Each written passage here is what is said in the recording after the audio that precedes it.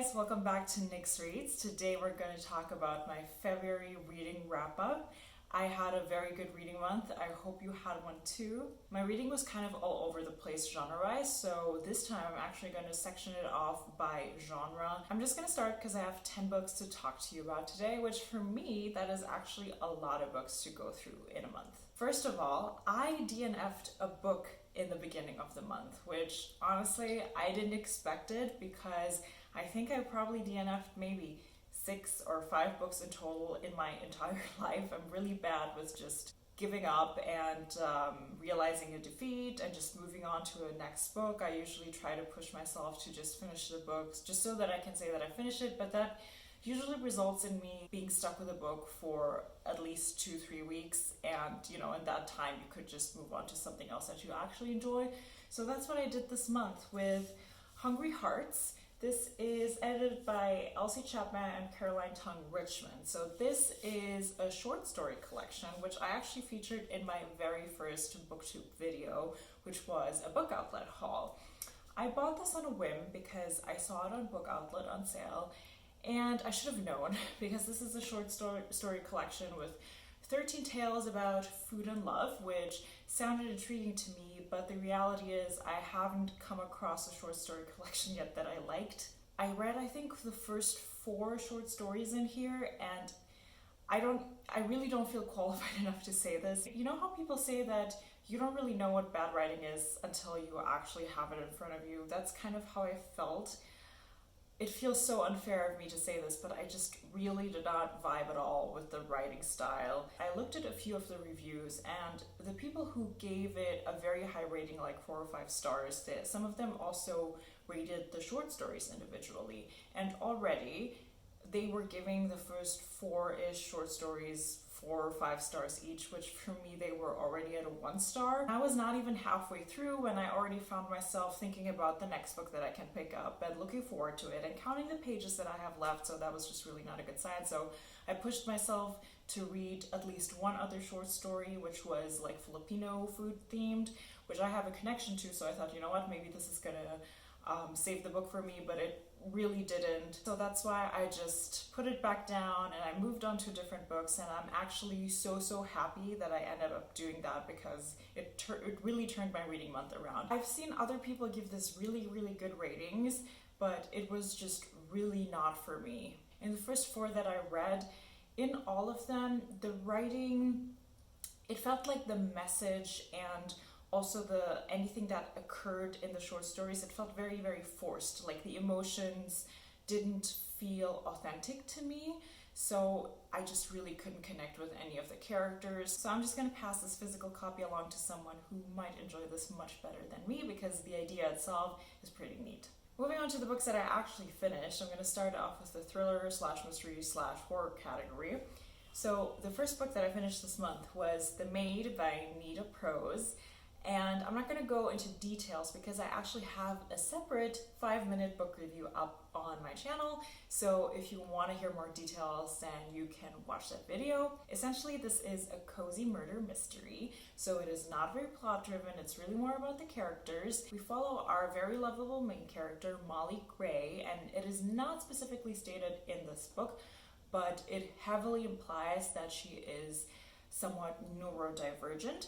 So there's some interesting representation in here. Molly is basically the perfect maid, and she's very passionate about her work, and one day she stumbles upon a dead man in one of the hotel rooms. And from there on, she gets intertwined into this whole murder mystery story, and that's where the story kicks off, and I gave this 4 out of 5 stars. I really enjoyed it. Then I read Crooked House by Agatha Christie.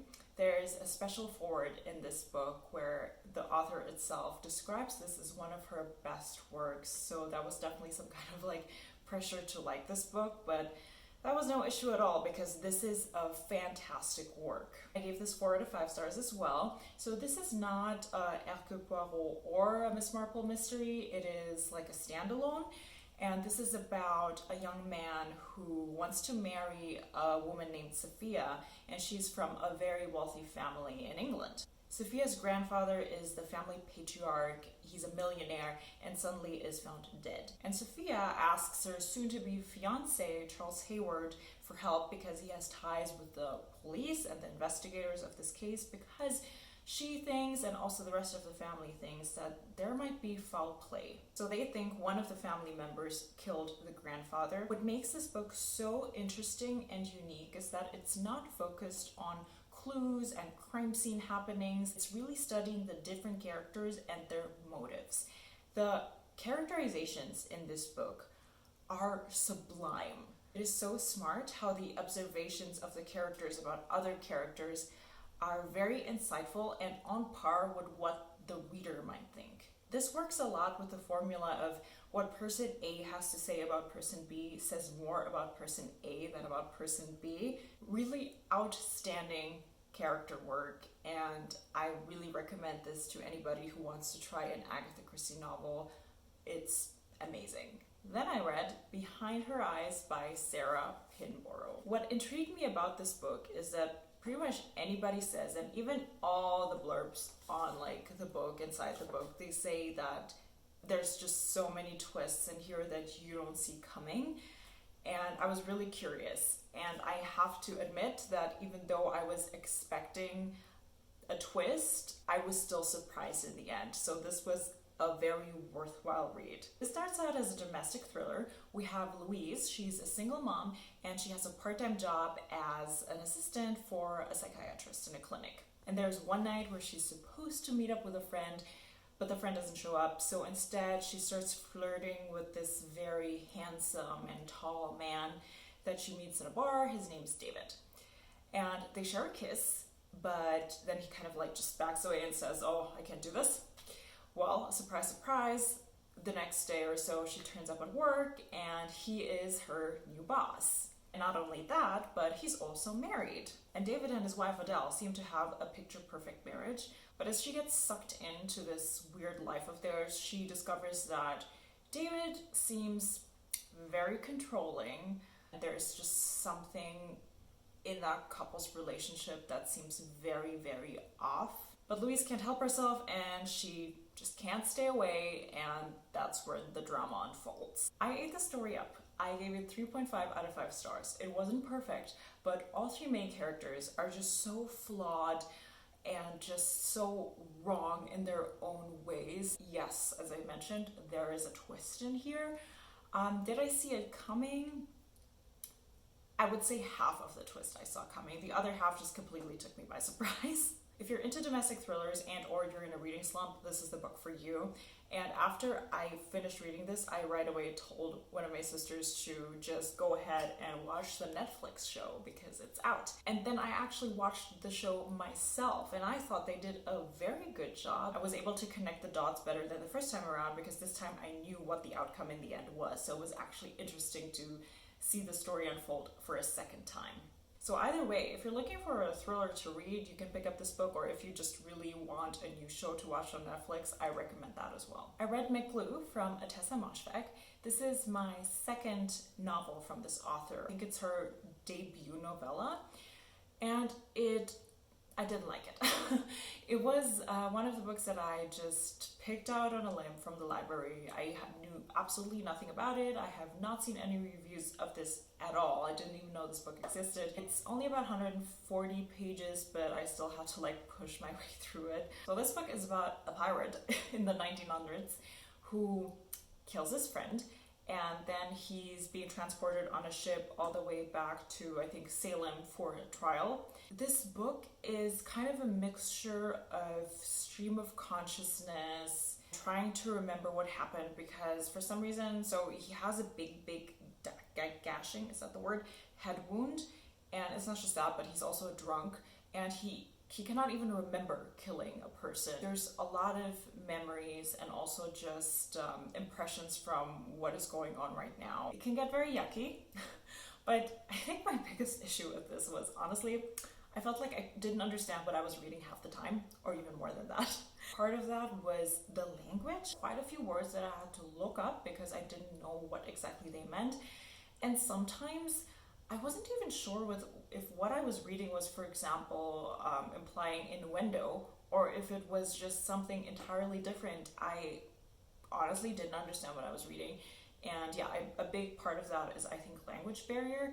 but I guess in a way it's also supposed to be a bit confusing because his mind is so clouded anyways. Halfway through the book, I looked up some book reviews on YouTube just to get a better understanding of the prose and of the themes. That helped a bit, but it was still just a book that I couldn't connect with at all. I actually did appreciate the ending. That I understood, and it was like, it kind of saved the story for me. I read books before that are very fragmented and very much just stream of consciousness, but with this one, I honestly didn't understand what was going on most of the time, so it really hindered my reading experience, which maybe this wouldn't apply to you if you're a native English speaker.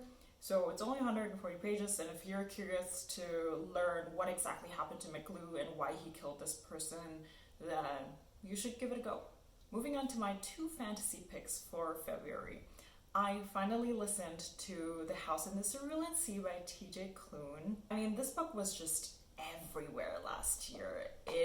When I picked it up, it almost felt like, okay, fine, I'm giving in, I'm gonna read it. And I'm glad that I did. I gave it 4 out of 5 stars. It was honestly just a very, very heartwarming book. It really plays into the trope of a grumpy, middle-aged man who meets a bunch of kids who open up his world and his heart. And it just really worked. So in this book, we have a world where there are magical creatures. And we have Linus Becker, our main character, who is a caseworker for Adichie. Adichie is the institution that oversees these magical creatures, especially the orphaned ones. And because he's such a vigilant worker bee, he is chosen to be sent to one of these orphanages, to these homes for magical beings, and he has to basically make an assessment. Linus travels out of his very gray, dull, very structured, repetitive life into this home for these very interesting children. Little by little, they change his life and his view on magical beings. It really did make me feel things, and I liked the writing style because it has the quirkiness and over-exaggeration of the scary adult picture that you see in middle grade books, but this is not a middle grade book. This is really more for adults, but it reads in a very fun and engaging way. The reason why I didn't give it 5 stars is because sometimes it was a bit slow, like the pace could have been picked up a bit, but other than that, I think it's a really enjoyable read, and if you're looking for something that is, that can lift your spirits and make you feel hopeful, then this is a great book to read. Next, I finally picked up Jade City by Fonda.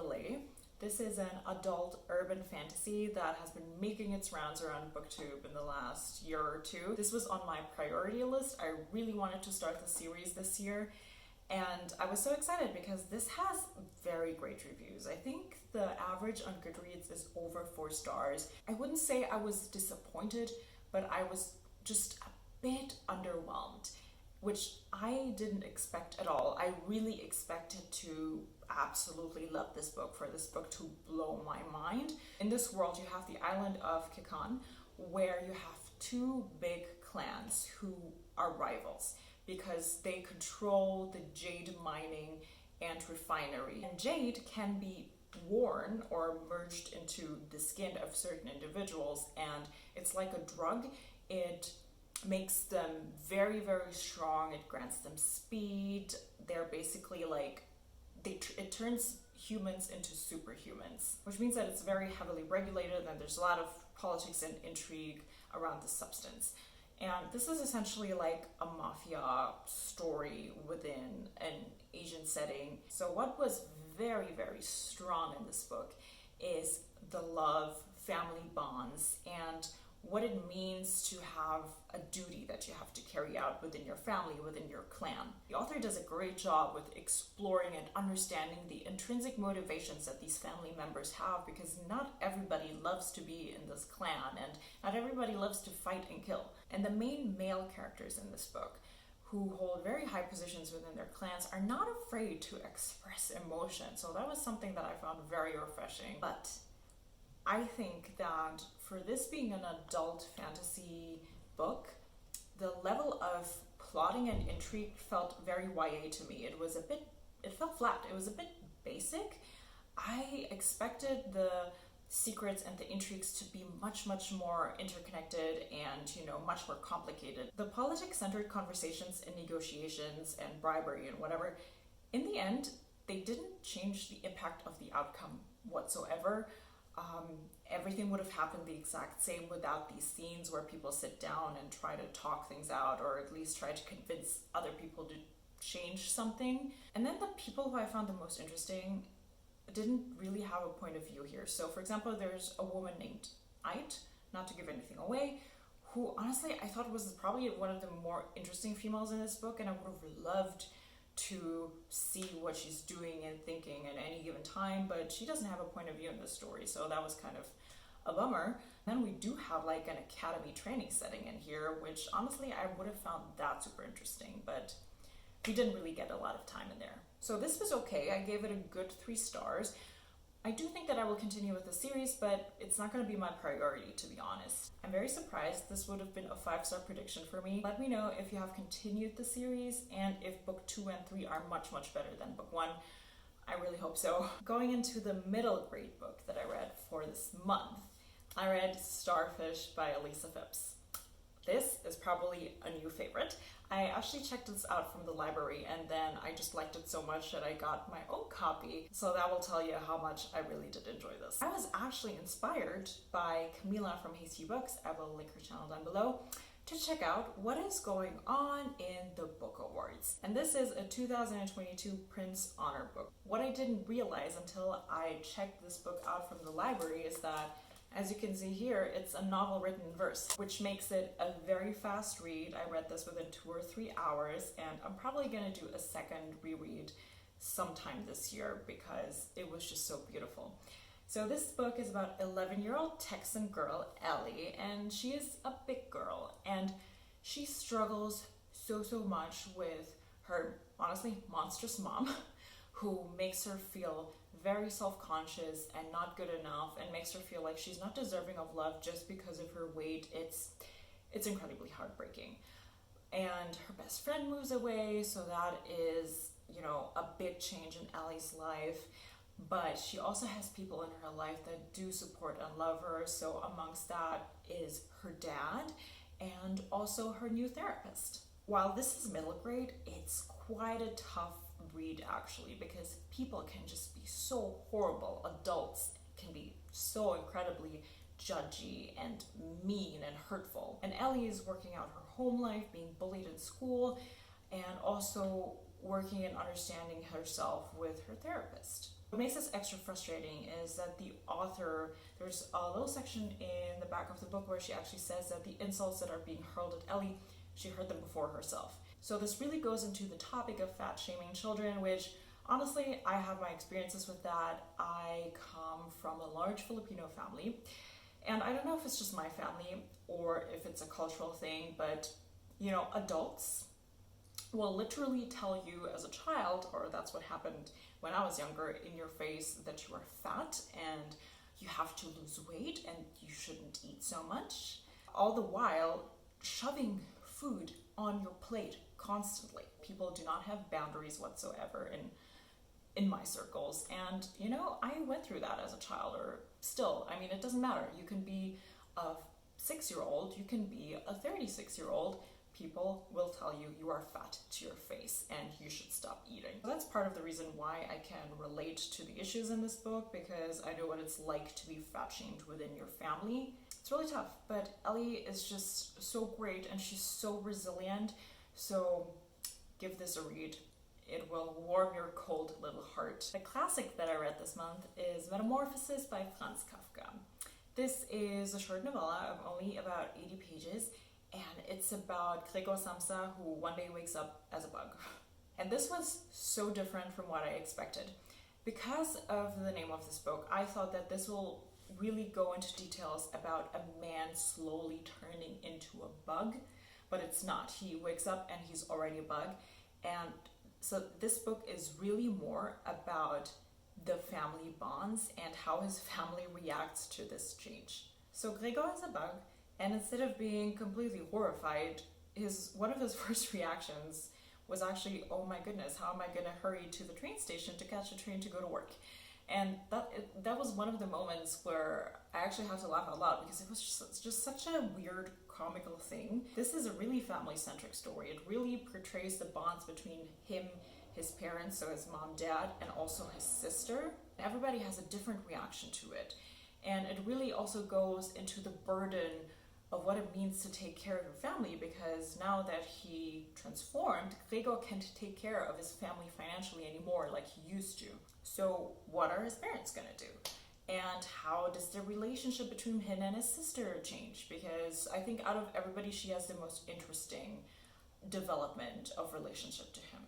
It is not too graphic, but it does incorporate some elements into it, which you might be familiar with if you ever squashed a bug. This was unexpectedly good. I gave it 4 out of 5 stars. I didn't expect it to go so much into the family dynamics instead of just this horror metamorphosis. And I believe what Franz Kafka did here, he also incorporated his own relationship issues that he has with, for example, his father into this story. So it's quite a personal work too. I really, really recommend this. So this book was originally published in the German language and it has been translated. So if you're interested in picking up a translated work this year, then I would really recommend you to read this one. And lastly, I picked up 2 nonfiction books this month, which is a win for me, and they were both about feminism. First one is We Should All Be Feminists by Chimamanda Ngozi Adichie. And in this one, the author gives you a great basic understanding of what it means to be a feminist and what the problems are that arise with this topic. She uses a lot of personal stories in here, so references from her past that make it easier for you to understand as a reader and to pinpoint out the issues. It's short, but it was very effective and I thought it was well structured. The caveat I have here is the author doesn't explicitly include the LGBTQ+ community in this. So when the author talks about women, it's like implied that she's talking about cis straight females. So I thought that should have been more inclusive. On the other hand, the other nonfiction feminist book that I read this month is Bad Feminist by Roxane Gay, and she on the other hand does include the LGBTQ+ community. So this is a series of essays all around the topic of feminism, but looking at it from different stories from different angles. I thought this was really good. I didn't rate any of these nonfiction books. The only issue I had with this one is that she gets very specific into certain stories that I just really cannot relate to. So she makes a lot of pop culture references about maybe movies or books that I have never heard of before or that I've never seen. For example, in one of the essays, she goes into details about going into Scrabble competitions, which I have to admit, I've never played Scrabble before. I really couldn't relate to that, but she, in the way she writes, you know, you always understand the meaning and, you know, you always get the point of what she's trying to say. So it's not an issue. I always know what she's talking about. It's just sometimes it's a bit unrelatable. But then in other essays, she really goes into Twilight and Hunger Games. And then in those things, I can really relate. So, you know, it's a give and take. So at times, this book will make you mad at the current state of the world. But that's okay because you're supposed to be conscious of what is happening. One of the points this author is making is it's better to be a bad feminist, a non-perfect feminist, than not to be a feminist at all. And I agree with that because me, myself, I am, you know, a person with a mass of just contradictions, but in the end, I do identify as a feminist, even though my actions might not be perfect. That's just one of the many important messages she gives you in this book. So yes, this is a great listen. Also, I listened to it, I didn't read it. And I'm now really excited to pick up Hunger by her because I heard a lot of good things about Hunger by Roxane Gay as well. So this was the 10 books I picked up in February and the 1 book that I have DNF'd. So let me know in the comments if you have read any of these books and if you agree with my opinion, if you liked the books, if you did like them. And don't forget to give me a like if you enjoyed this book and subscribe if you love watching booktube videos. I will see you next time. Bye.